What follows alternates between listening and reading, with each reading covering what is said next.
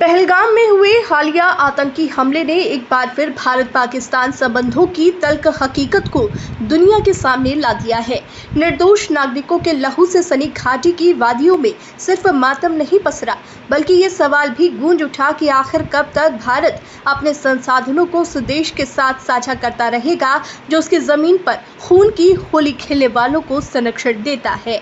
इसी पृष्ठभूमि में भारत द्वारा सिंधु जल समझौते को रोकने की कार्रवाई को केवल एक कूटनीतिक कदम नहीं बल्कि राष्ट्रीय संप्रभुता की घोषणा के रूप में देखा जाना चाहिए। 1960 में जब यह समझौता हुआ था, तब भारत ने अपने ही भूभाग से निकलने वाली पश्चिमी नदियों का 80% जल पाकिस्तान को देने का निर्णय लिया। ये कदम उस समय एक उदार राजनीतिक सोच का परिणाम था, जिसका आधार शांति और स्थायित्व की कामना थी। लेकिन क्या पाकिस्तान ने कभी इस सद्भावना का सम्मान किया? जवाब दुखद है।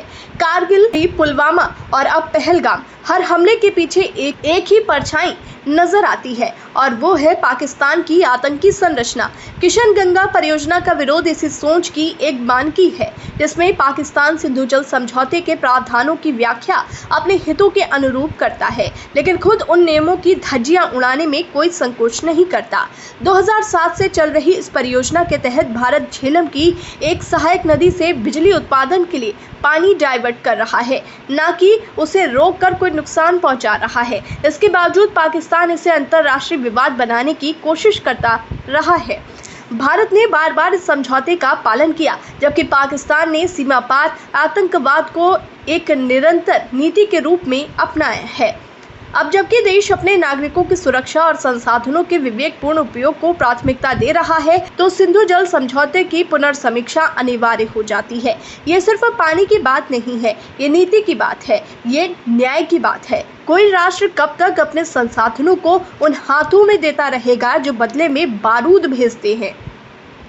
भारत की ओर से समझौते पर पुनर्विचार और उसे रोकने का कदम उस ऐतिहासिक धैर्य की समाप्ति है जिसने दशकों तक एक तरफा सहिष्णुता दिखाई। अब ये जरूरी है कि हम केवल कूटनीति नहीं, कड़े निर्णयों के दौर में प्रवेश करें, जहां हर संधि, हर समझौता राष्ट्रहित की कसौटी पर परखा जाए। सिंधु जल समझौते का अस्थायी रोक इसी दिशा में एक निर्णायक कदम है और शायद ये आने वाले समय की एक नई जल नीति का संकेत भी। राष्ट्र के लहू की कीमत पर कोई समझौता अब स्वीकार्य नहीं होगा।